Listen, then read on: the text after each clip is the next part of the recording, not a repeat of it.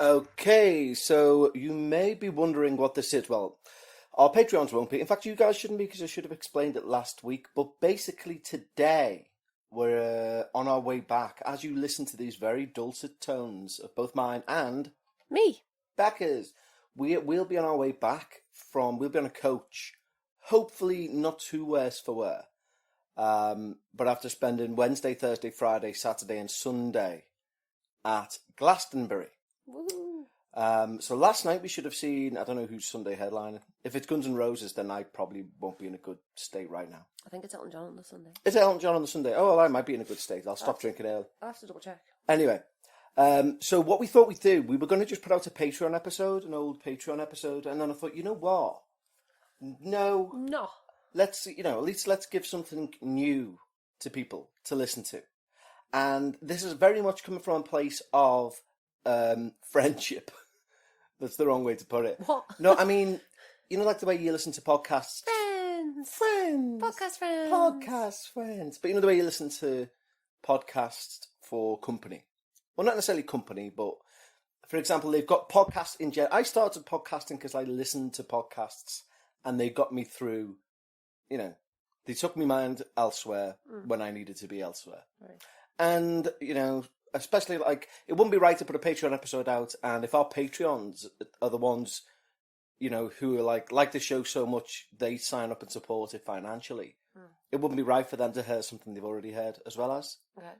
And also for anyone who, if people are not in a position to support the show financially, it doesn't mean they shouldn't get any less either. So I think new content is what it's all about. God, that was a hell of an intro, wasn't it? Wasn't it just? What it does mean is, obviously, there's going to be no people getting the names sung out for joining Patreon today, because we've no idea who's joined, because this is well in the past. This is, we're recording this on Friday. Yes. Oh, so a week Friday gone ago. Right, okay, yeah. So, about 8 days ago we're recording this. Well, literally. If not longer. No, 10 days maybe. Anyway, it's in the past, is all you need to know. And today's episode is just going to be pre-warned. Although we're going to try and talk generally about the paranormal and other stuff, it's just going to be me and Becca having a chat. Okay, for 30 minutes.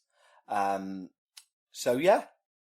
So that's the episode. That's today's episode in a nutshell. That's me describing it right there. What make you of that? Far too long. It was far too long. I should have just went to ChatGPT and said, I want to say this, can you tell me it's shorter? How to do an intro. Even ChatGPT would have said, no, I'm sorry, I can't do this. Are you alright there just sending texts? I'm not sending texts. You fucking are. I'm not. Everyone can hear you. No, they can't, because I've just turned that off. Oh, so you acknowledge you send a text? Well, actually, I was looking for ghost stories. Oh, fair enough. Okay. It's alright with you. I'll just wind my neck right back in. I mean, I'm on a website called Spooky Isles, so Isles is in yeah, ISLEA. Isleys. Yes. Well, you know what I found out yesterday? Speaking of, I don't know why that means. Islay reminds me of whiskey. That reminds me of gin. Ryan Reynolds owns Aviation Gin, which blew my tiny mind. Yeah, I know, you told me this. And He's got a diversified portfolio. Yeah, he has. And I was saying to Beck yesterday, from reading an article, obviously, this didn't just come to me in a dream, that he bought, he owns Wrexham Football Club in the UK, along with McElhinney. I don't know his first name. I think it might be Rob again. I don't know. But they bought it for 2.5 million and immediately went to Disney and arranged a documentary series that for each episode Wrexham gets $400,000 or £400,000, one of the two.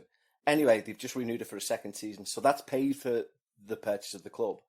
But then they've went from 30,000 followers on TikTok to Instagram and the like to 5 million. They've got sponsorship deals for millions of pounds off TikTok, off all these other things. They've basically, anything he touches turns to gold. Ryan Reynolds. Yeah, because it's the interest.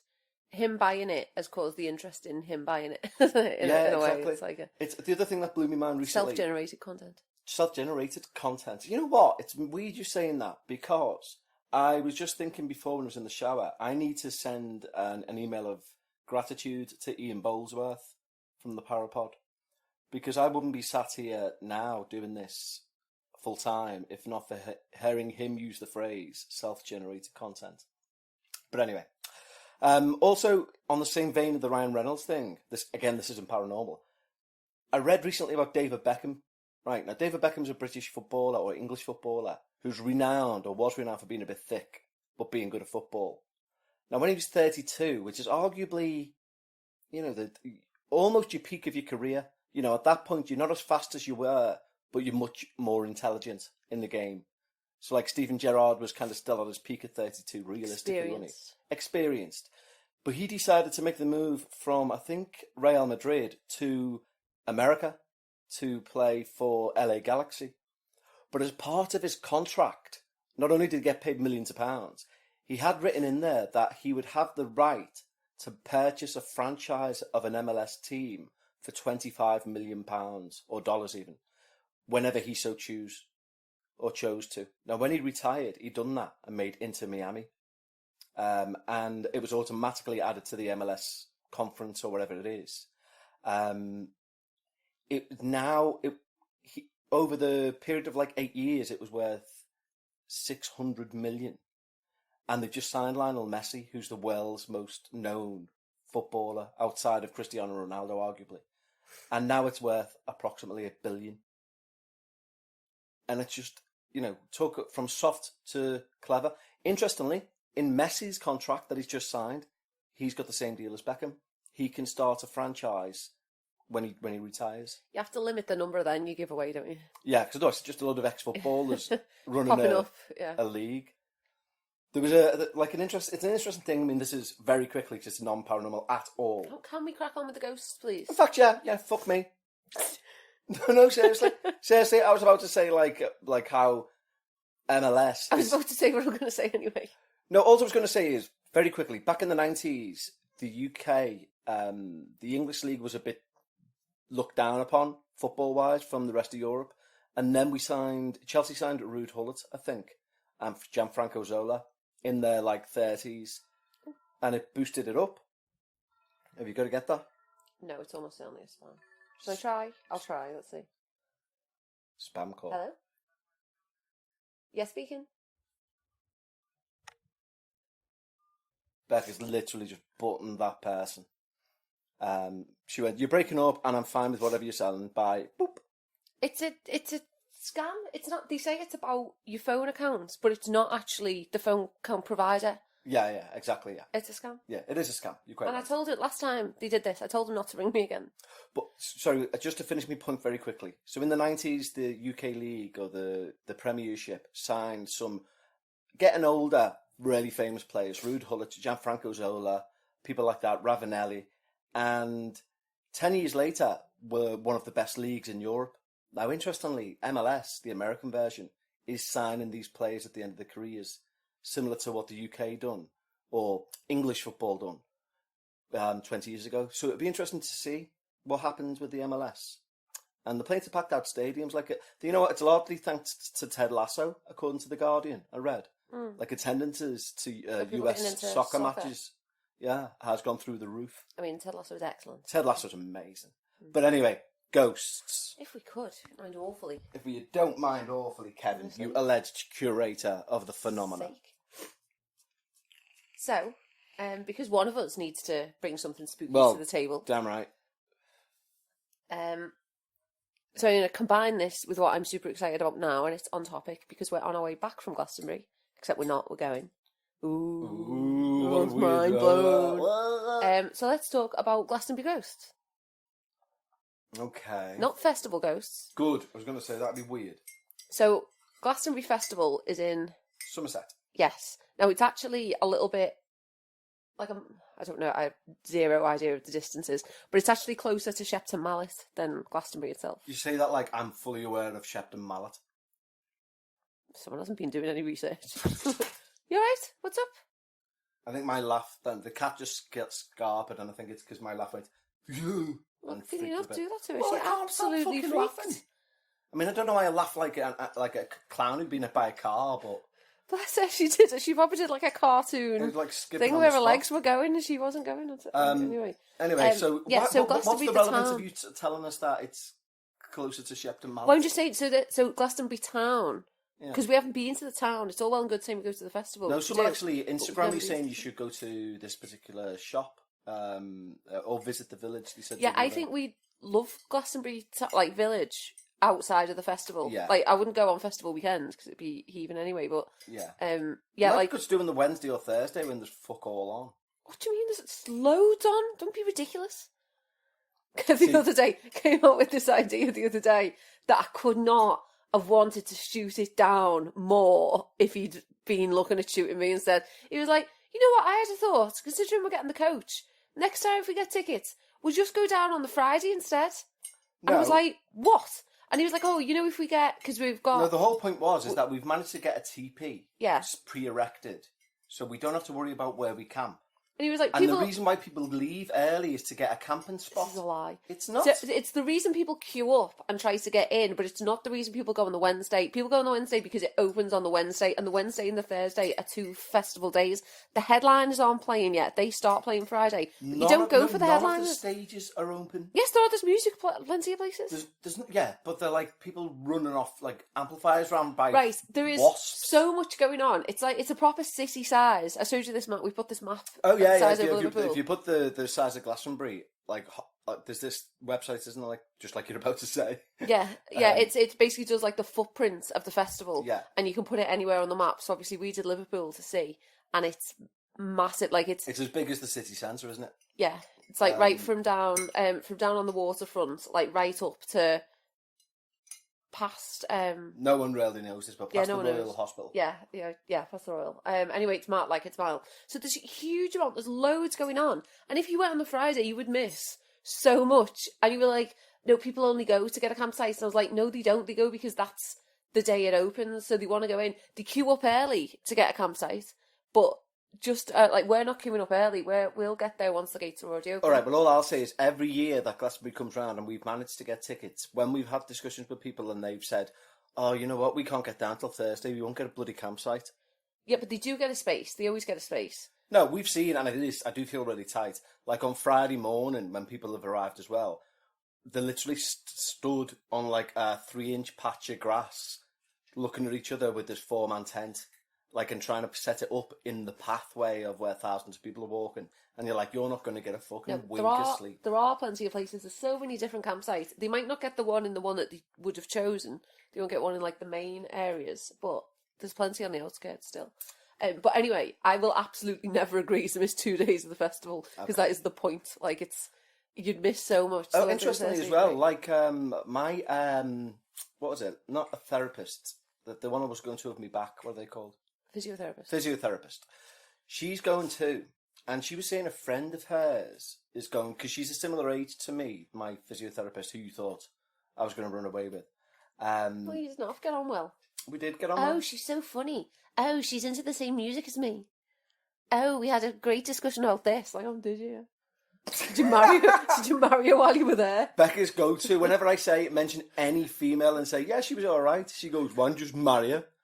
It's not any female when it's all right. It's when you're like, oh, we're just kindred spirits. They didn't say we're kindred spirits. Anyway, she said a friend of hers who's exceptionally rich. Apparently, for the first time ever at Glastonbury, there's a 5-star hotel being built on site with butler and concierge. Right. Now, I can't see that, but so I'll be interested to find it. No, I don't mean I can't see it anywhere. I mean, are you going to meet her and she's going to show you? She's not staying there. No, but she might be going to Glastonbury. She is going to Glastonbury. Did you get a number? No, I've got the number of someone in case I need to get in touch with her. So she is going to Glastonbury. No, I don't mean at Glastonbury. I don't mean I've got a as in like. Have you got any plans to meet this woman? Because this way you're taking a turn. Even I was joking earlier. Jesus. She was at the Libertines when we went to the Libertines as well, and I pointed her out to you and said, "That's her over there." I remember you pointing her out to me. You must have pointed her out to your mate. You? I went with you. Yeah, but I know. But I don't remember you pointing her out to me. Well, anyway, you did. And that was my point. I was like, listen, I've just been this morning. I was in her office, like unable to touch my toes, and now I'm at a rock concert. Anyway, a rock concert. A rock concert. You little nerd. I was at a rock concert. You like your Glastonbury ticket revoked. Yeah. So this hotel, I would stay in that hotel if we could. I bet you. Yeah, but who wouldn't? Well, Do you know what I mean? there's some Over a people are like, tent? oh, it's not the vibe, it's not the theme. You Yeah, know. fuck that. It's Yeah, not that. There's a yeah. certain age Take you the get over comfort. where you're like, nah. Yeah, take the comfort. Anyway, Glastonbury ghosts. Yes, right. Okay. So what we was trying to get to, is the village of Glastonbury is a couple of miles away. Probably not. Probably a bit closer. No idea. It's closer to Shepton Mallet, I believe. No, the festival is closer. Famous to Sheffield, for being the village that you go into to get to Glastonbury. mallets. Yeah. Yeah. So I think we'd really like the village. It's supposed to be very like I don't know how to say this. It's very hippie, like very earth lines and all that. Yeah.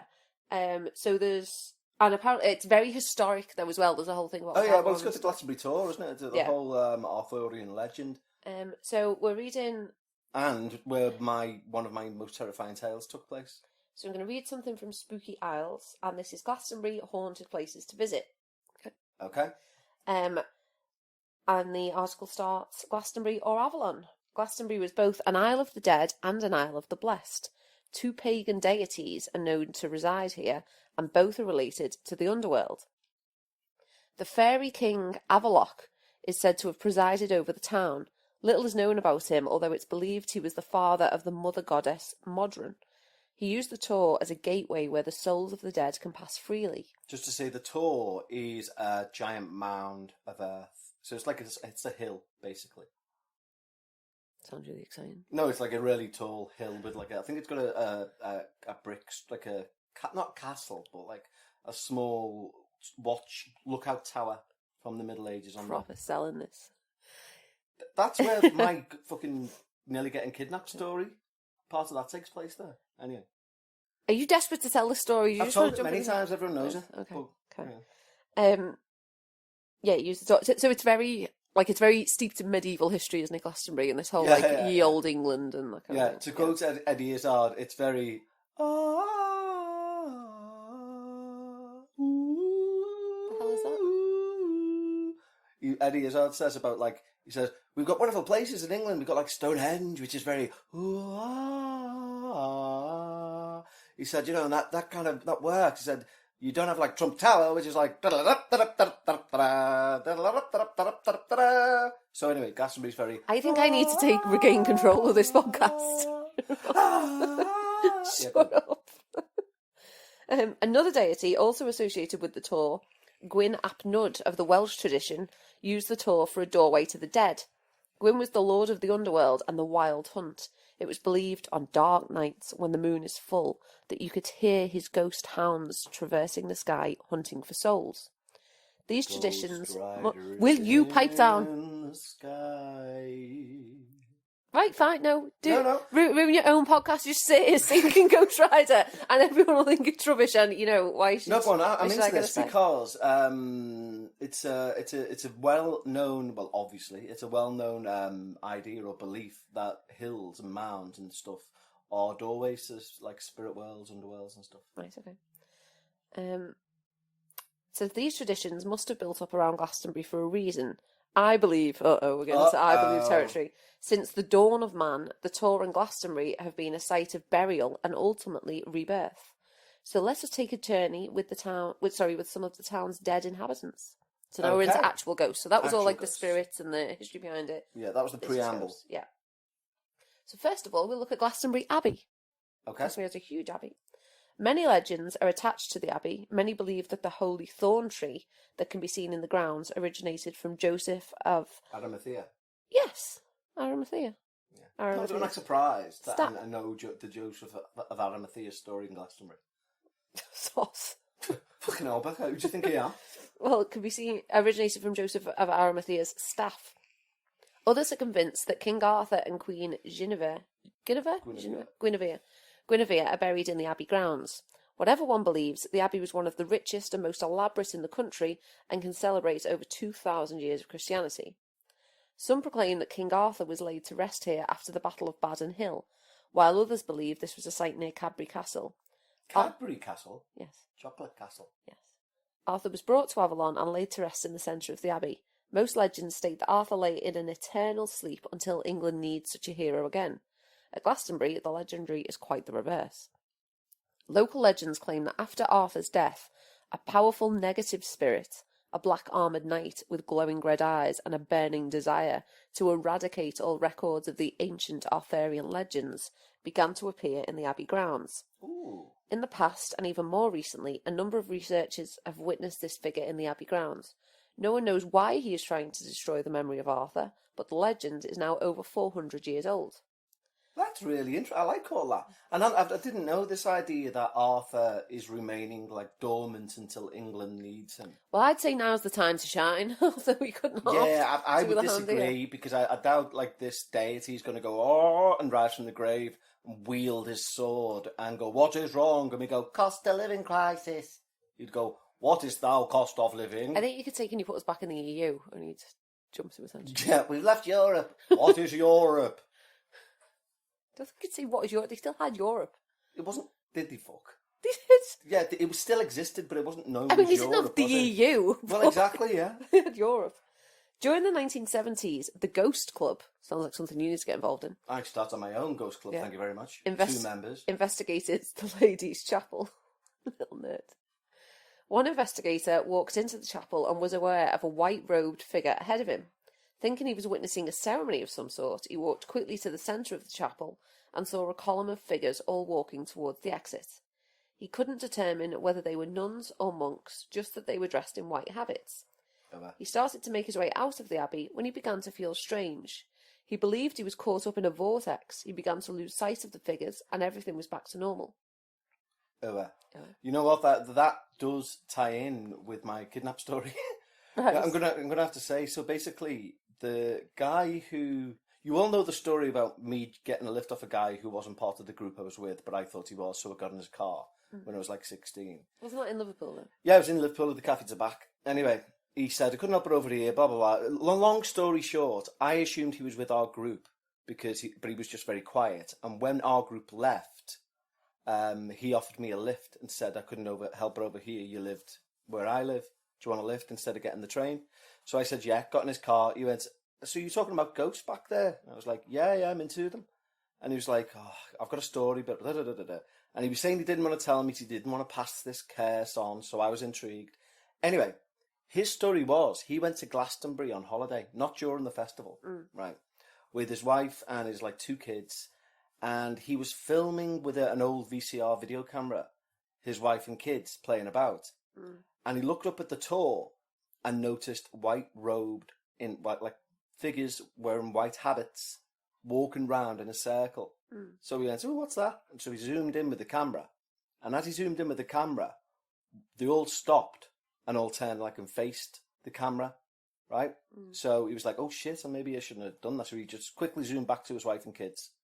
Anyway, when he got back and watching the video, as he gets to the point where he zooms in on these figures, all of a sudden, the video turns black and white, turns upside down on the screen, and it's footage of him and his wife and kids being zoomed in on. Oh. And then it just cuts out. Oh, yes. And then he went on to tell me, I was genuinely terrified. He went on to tell me loads of spooky stuff about, thinking that after seeing that, this happened to him, that happened to him, it was bad luck, I should never tell anyone, and all this carry on. And I ran home saying, Hail Mary, full of grace, several times over, because I was that fucking terrified. I told him to drop me off 4 streets away so that he didn't know where I lived. Anyway. It's a nerd. So the next section is about the Tribunal. Oh. Situated on Glastonbury's High Street, the Tribunal is a spot of great significance, unknown to the tourists, little known to and less realised by the inhabitants. This is the Tribunal building where the chief abbot formerly dispensed justice. The Tribunal is a beautiful building with lovely ceilings and a repose of its own, is now the Tourist Information Centre and Museum. However, the ghosts here are seen not just above ground, but also below. As in the basement? What shall we see? Yeah. During the 1960s, a gas worker had to explore the tunnels for the latest gas pipes to be laid. He entered the tunnel at the Tribunal and ventured below. He lit his lantern and began to walk down the tunnel, examining the structure. Suddenly, he realised that there was somebody ahead of him, but carrying a lamp with a candle. He believed it was a colleague of his who must have entered the tunnel from the other side. He began to shout and walk towards him, but there was no response from the colleague. He stopped and began to wave his lamp side to side to cause a distraction. The lamp copied the movements. He once again shouted his colleague's name, but once again there was no reply. He stood watching the lamp as it started to dim and then fade away. He returned back upstairs where he found his colleague sat waiting for him. He realised his colleague wasn't the person with the lamp, but not only that, but the tunnel was blocked off at the other side in the early 1900s. Dun, dun, dun. I like the way they threw tunnel in there as well. They didn't mention, there was like no segue to the fact there were tunnels. It was like saying, so there's a shop on the corner and there's a story about it. Oh, what's the story? Well, in 1910, somebody went into the tunnel. What tunnel? Be there a tunnel, be there your shop, keep. Yeah, tunnels. Tunnels. There is a final section if you're interested. Go on, we've got 5 more minutes. Okay. It's the Georgian Pilgrims, which... Sounds like a pub. It sounds like a pub, and it looks from a bit from the picture like it's a pub, but I'm not too sure. So let's find out. Let's see. It said a discussion on Glastonbury's hauntings wouldn't be complete without the Georgian Pilgrims Hotel. Defo a pub. The Georgian Pilgrims was built in the 15th century to accommodate pilgrims visiting the abbey. Not so funny, it was literally built in 14-something. Yeah, that's how odd. There are many ghosts attached to the building, and it is one of the most haunted hotels in Somerset, if not the country. I think we need to do Wintag Does Glastonbury, you know. Yeah, not next week. What, yeah, obviously not next week. No, next week we're busy. We're at a festival next week. Yeah, but it's a festival. It's a festival in Glastonbury. Do you mean go at another time of the year? Yeah, to Glastonbury Village, because we've already said we're not going to Glastonbury Village, we're going to Glastonbury Festival. Right. Okay. We've literally never set eyes on Glastonbury Village. No, and I also, to be honest, I wouldn't mind taking in some of Shepton Mallet. Go on, I'm joking. You're such a little turnip. I am a turnip. We need to go to. I think we need to go to Glastonbury. We should stay in this haunted hotel. Okay, all right, fair enough. Yeah. I'm gonna float your boat. Float my boat. Have you got no interest in this podcast? Yes. Spooky things for it. Let's go and do some investigations and explore all these ghosts. Yeah, okay. Becca just wants to go to Glastonbury. Yeah, I've heard the village is dead good. I've heard it. Sounds like an expense to me. Yeah. In the oldest bedrooms, most of the ghost stories are found. They fall into the nighttime visitor category. One nightly ghost is that of a fat and cheerful monk. Unnecessary. They're always fat and happy. Unnecessary. They're always fat and happy. He is often seen walking through one wall to the next, laughing as he does so. One night, a visitor slightly deranged. One night, a visitor actually felt the monk bump into her bed, shaking her awake. When researching the ghost story, it's believed the monk had quite a sad ending. For whatever reason, the monk committed suicide in the room now known as the Haunted Cell. See, this is the lies about the happy fat. Anyway. However, it seems that he is not bitter, in fact the opposite, for people feel happiness and delight when he's around. Oh, there you go. Oh, so I wonder why he committed suicide. So sad. Yeah. Recently, a travel journalist with The Guardian visited the Georgian Pilgrims to write a report about So the way you said that implied that the monk had now recently become a journalist for The Guardian. More recently, as a travel journalist for The Guardian. Recently, as a travel journalist for The Guardian, the monk now resides in... Okay, but I didn't say as, just a travel journalist. Visited the Georgian Pilgrims to write a report about Glastonbury. During the night, his wife woke up and saw at the bottom of her bed a tall gentleman with long arms looking at her.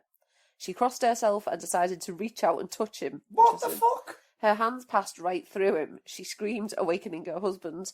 What an odd decision. Yeah, but what if her hand didn't go right through him? What? And it was a real person with just lengthy arms. She would have went back asleep. Yeah. Oh, it's all right. It's just a real man. Yeah, when should I scream?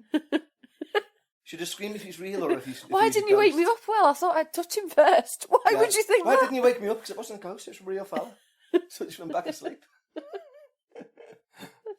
Another ghost is one that manifests itself in sounds and smells. Staff have often heard in the function arguments. What? Do you mean function rooms? That's not what it says, but it must be... Yeah, it must be what it means. Arguments and the smell of cigar smoke coming from the room. When they've opened the door, all that's left is the remnants of smoke in the air. Remnants of smoke. It says there are countless other tales from this spiritual town, but we leave it to you to explore Glastonbury's darker side. I love that. If you put that into ChatGPT and said, rewrite this last sentence, it would say, there are countless of other tales from Glastonbury, but we can't be arsed putting them in this article. Would it be appropriate to give a shout out to the author of that fantastic Well, article? not after I've just said that, because it sounds like I've slagged them off. I'm not slagging you off, whoever you're about to be called. Go on, who is it? NJ Wayland. Well done, MJ Wayland. I know that name. Do you? Well, Yes. He is I've got they a book are. by MJ. An author, researcher, Yeah. and tutor specialising in paranormal and alternative subjects. I was going to say, I've got a book upstairs by MJ Wayland. Do you? He Yeah. has a blog, apparently. Yeah, I've got a book upstairs by him, and it's It very seems good. after giving us that content, it seems only right that we let people know what his blog is in case they're interested. Go on then. It's called Walker of the Borderlands of Belief. Oh, but no, yeah, I've got a book by him. I think it's just like 30 real life supernatural tales or something. Okay. But yeah, it's very good. Anyway, on that, we'll leave yous be, and we'll be back next week with a normal win tag. So when should we go to the village? I don't know. Let's discuss. But not now, because we've got 9 other things to record. Okay. And they're on booking.com straight away. Yeah, exactly, yeah.